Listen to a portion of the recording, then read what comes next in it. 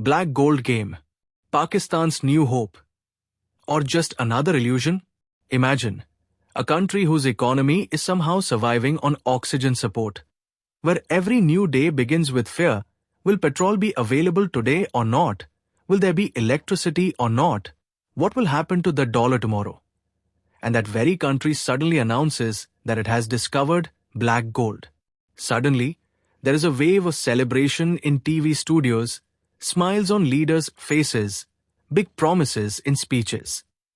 And in the hearts of the people, a new hope that maybe now everything will change. But the real question is, will this discovery truly change Pakistan's destiny? Or is it just another shiny story filled with political noise and very little truth? Pakistan recently claimed that it has discovered large reserves of crude oil and natural gas in the Nashpa block of Kohat district in Khyber Pakhtunkhwa. This wasn't just geological news. It was like an injection of hope for a country that has been lying in economic ICU for the past several years. Prime Minister Shehbaz Sharif called it a historic discovery. Government meetings echoed with applause, congratulatory messages poured in, and agencies were praised. It was claimed that more than 4,000 barrels of crude oil per day and over 10 million cubic feet of gas could be extracted from this site daily. It sounds massive, extremely powerful. And for Pakistan, which imports a large part of its energy, this was projected as a lifeline. But the story doesn't end there. This is a story of Pakistan's dreams, Pakistan's reality, and the pain of repeatedly colliding with truth even after finding hope again and again. The government's claim was clear. This discovery will strengthen foreign exchange reserves, reduce the import bill, increase local energy production, and provide relief to the common people. New targets were announced, including providing 350,000 new gas connections by June 2026. Media headlines flashed brightly. Pakistan finds black gold, light in darkness, path to economic revival opens. Naturally, those in power felt triumphant. From Army Chief Asim Munir to PM Shehbaz, everyone declared it a game changer. But the real question begins from here. Is it truly a game changer? Or is it just one of those countless promises in Pakistan that sound massive, but lose all strength by the time they reach the ground? If you look closely at Pakistan's history, you'll realize this isn't the first time the country has claimed to discover oil or gas. Earlier too, there were similar announcements about reserves in Balochistan, Sindh, and Khyber Pakhtunkhwa. Exploration took place, drilling happened, projects were launched. But the result? What actually changed in the lives of local people? Did development occur? Did poverty decrease? Did unemployment go down?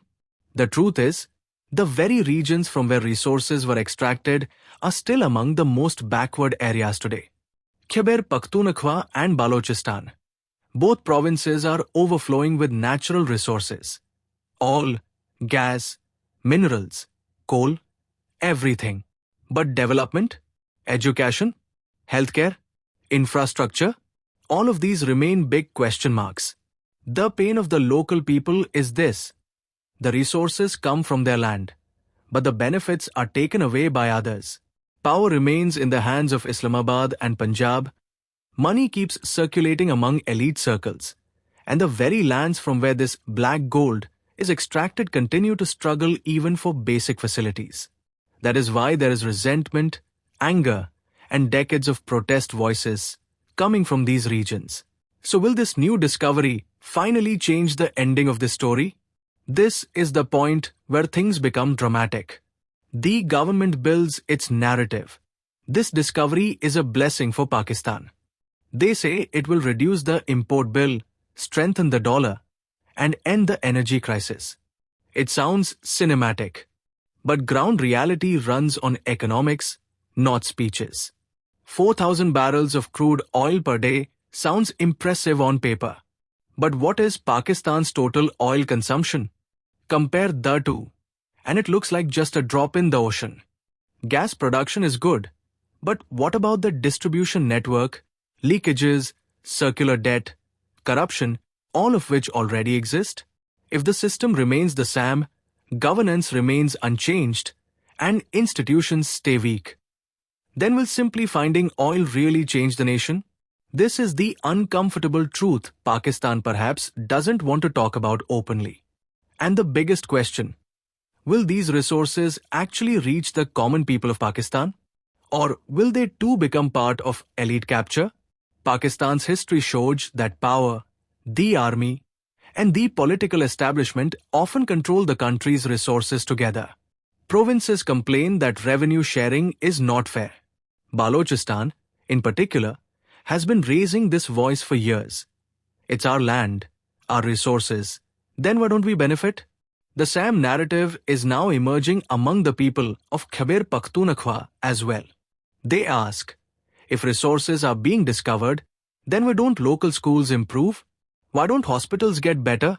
Why aren't roads built? Why doesn't unemployment decrease? And here, the story is not just about economics. It is about politics as well. In Pakistan, every success is turned into a political weapon. Governments use such discoveries to polish their image. We saved the country. We ended the crisis. But the on-ground impact? It slowly fades away again. And the people are left holding nothing but disappointment. But this story also has a psychological angle. Pakistan has been continuously going through crises, IMF loans, economic instability, inflation, fuel shortages, political chaos. In such an environment, any positive news becomes emotional relief for the public. People want to believe something good will happen. Leaders understand this psychology very well. That's why every such discovery is presented like a miracle. But a miracle only becomes a miracle when it is backed by honest governance, strong planning, and long-term vision. So will Pakistan show that vision this time? Will this discovery remain limited to headlines? Or will it truly change the lives of ordinary citizens? Will this oil lift Pakistan's economy? Or will the story end after filling the pockets of a few powerful people? These questions are not limited to Pakistan alone. They relate to many resource-rich but economically weak countries around the world. Africa, the Middle East, Latin America. Many countries found oil and gas, but corruption, mismanagement, and political greed never allowed them to become stable. This is called the resource curse, where resources become a burden instead of a blessing. Is Pakistan too walking toward that same trap? Taught you something new. Do not forget to like and share this video so that this information can reach others as well. Your likes and shares are a source of inspiration for us. If you have any questions or suggestions, please let us know in the comments. It will be our honor to answer your questions and listen to suggestions. And yes, if you like our content, subscribe to the channel and press the bell icon so that you stay connected with every new story. Thank you. GRT Business YouTube channel sources, news from various news agencies, opinion polls and other public sources. We try to ensure that every report and summary is accurate and verified, but we are not responsible for any dispute or error. Our aim is only to provide you with accurate information.